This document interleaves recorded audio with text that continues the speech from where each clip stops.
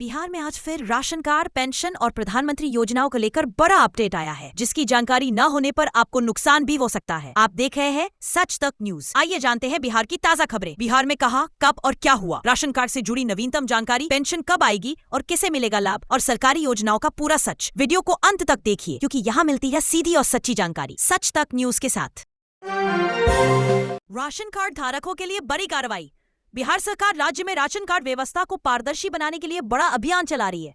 सरकार लगभग 54.2 लाख अपात्र लाभार्थियों के नाम राशन कार्ड सूची से हटाने की तैयारी में है। यह कार्रवाई उन लोगों पर होगी जिनके पास 2.2 एकड़ से अधिक भूमि, 4 पहिया वाहन है या जो आयकर, इनकम टैक्स का भुगतान करते हैं। इसके लिए KYC सत्यापन प्रक्रिया तेजी से चल रही है। वहीं दूसरी ओर सरकार ने 26 लाख नए पात्र परिवारों को राशन कार्ड से जोड़ने का लक्ष्य भी रखा है, ताकि कोई भी जरूरतमंद खाद्य सुरक्षा से वंचित न रहे। आवास योजना में राहत, ज्यादा लोगों को मिलेगा लाभ। प्रधानमंत्री आवास योजना के तहत बिहार में पात्र परिवारों को घर निर्माण के लिए ₹1.20 लाख की आर्थिक सहायता दी जा रही है। ये राशि 3 किस्तों में सीधे लाभार्थी के बैंक खाते में भेजी जाती है। सरकार ने इस योजना के लिए मासिक आय सीमा बढ़ाकर 15,000 रुपए कर दी है, जिससे अधिक गरीब और मध्यम वर्गीय परिवार लाभ उठा सकेंगे। राज्य में इस योजना के तहत 7.90 लाख घरों के निर्माण का लक्ष्य तय किया गया है। किसानों के लिए कई योजनाओं से आर्थिक संबल। बिहार सरकार और केंद्र सरकार किसानों को आर्थिक रूप से मजबूत बनाने के लिए कई योजनाएं चला रही है। PM किसान सम्मान निधि योजना के तहत किसानों को सालाना 6,000 रुपए 3 किस्तों में दिए जा रहे हैं। बिहार राज्य फसल सहायता योजना के तहत प्राकृतिक आपदाओं से फसल नुकसान होने पर मुआवजा दिया जाता है। ब्याज अनुदान योजना के जरिए कम ब्याज दर पर कृषि ऋण उपलब्ध कराया जा रहा है। वहीं शहतूत की खेती को बढ़ावा देने के लिए प्रति पौधा ₹11.66 का प्रोत्साहन भी दिया जा रहा है।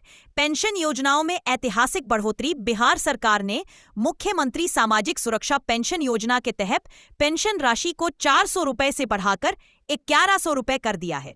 राज्य में 1.13 करोड़ अधिक पेंशन भोगी है और सरकार ने यह सुनिश्चित किया है कि पेंशन हर महीने की 10 तारीख तक खातों में पहुंच जाए।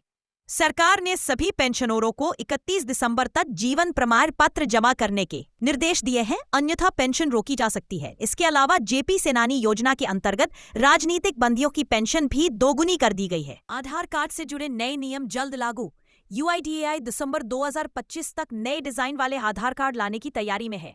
नए आधार कार्ड में केवल फोटो और QR कोड हो सकता है, जबकि नाम, पता और आधार नंबर जैसी जानकारी हटाई जा सकती है, ताकि डेटा दुरुपयोग रोका जा सके। इसके साथ ही होटल और अन्य संस्थानों द्वारा आधार की फिजिकल फोटोकॉपी रखने पर रोक लगाने की योजना है। QR कोड आधारित सत्यापन के लिए एक नया आधार मोबाइल ऐप भी लॉन्च किया जाएगा। बिहार की राजनीति में बड़ी हलचल। बिहार की राजनीति में सरगर्मी तेज हो गई है। NDA नेताओं का दावा है कि विपक्ष के 18 विधायक उनके संपर्क में है। हालांकि RJD ने इन दावों को सिरे से खारिज किया है। विधानसभा चुनाव के बाद मुख्यमंत्री पद को लेकर असमंजस की स्थिति बनी थी, लेकिन अंततः नीतीश कुमार ने मुख्यमंत्री के रूप में कार्यभार संभाल लिया। सरकार बनते ही प्रशासनिक स्तर पर बड़े पैमाने पर फेरबदल शुरू कर दिए गए हैं। वहीं जन सुराज पार्टी के नेता प्रशांत किशोर का कहना है कि उनकी राजनीति जाति नहीं बल्कि रोजगार और विकास पर केंद्रित है।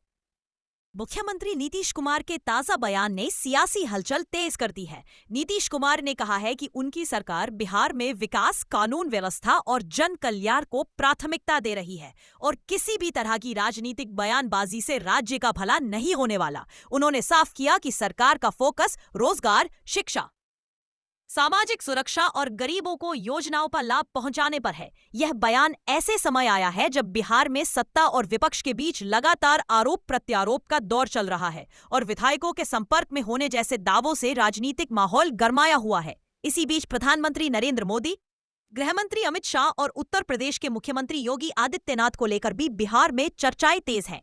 माना जा रहा है कि केंद्र सरकार बिहार में इंफ्रास्ट्रक्चर, कल्याणकारी योजनाओं और संगठनात्मक मजबूती पर विशेष ध्यान दे रही है, जिसमें अमित शाह की रणनीतिक भूमिका अहम मानी जा रही है। वहीं योगी आदित्यनाथ के सुशासन और कानून व्यवस्था मॉडल को लेकर भी बिहार की राजनीति में तुलना और बहस हो रही है। राजनीतिक जानकारों का मानना है कि आने वाले दिनों प्रधानमंत्री आवास योजना को लेकर बड़ी और अहम जानकारी सामने आई है। अगर आप भी पक्का घर पाने का सपना देख रहे हैं तो ये खबर आपके लिए बहुत जरूरी है। केंद्र सरकार की प्रधानमंत्री आवास योजना PMAY के तहत ग्रामीण और शहरी दोनों क्षेत्रों के पात्र लाभार्थियों को घर बनाने के लिए आर्थिक सहायता दी जाती है।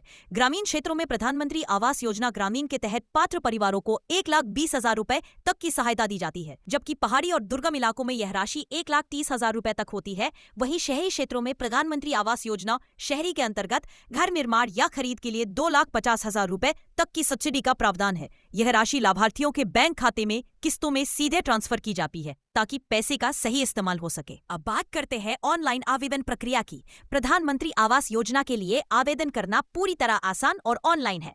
इसके लिए सबसे पहले आपको योजना की आधिकारिक वेबसाइट पर जाना होता है। वहां सिटीजन असेसमेंट या अप्लाई ऑनलाइन का विकल्प दिखाई देता है। इसके बाद आधार नंबर दर्ज कर सत्यापन करना होता है। आधार वेरिफिकेशन पूरा होने के बाद आवेदन फॉर्म खुलता है, जिसमें नाम, पता, आय, परिवार की जानकारी और बैंक डिटेल भरनी होती है। सभी जानकारी सही भरने के बाद फॉर्म सबमिट कर दिया जाता है और एक आवेदन संख्या मिल जाती है, जिससे आप अपने आवेदन की स्थिति ट्रैक कर सकते हैं। सरकार की ओर से यह भी साफ किया गया है कि योजना का लाभ उन्हीं लोगों को मिलेगा जिनके नाम पर पहले से कोई पक्का घर नहीं है और जो सरकार द्वारा तय पात्रता मानकों पर खरे उतरते हैं। अगर आपने अभी तक आवेदन नहीं किया है तो समय रहते ऑनलाइन आवेदन जरूर करें ताकि इस योजना का पूरा लाभ मिल सके।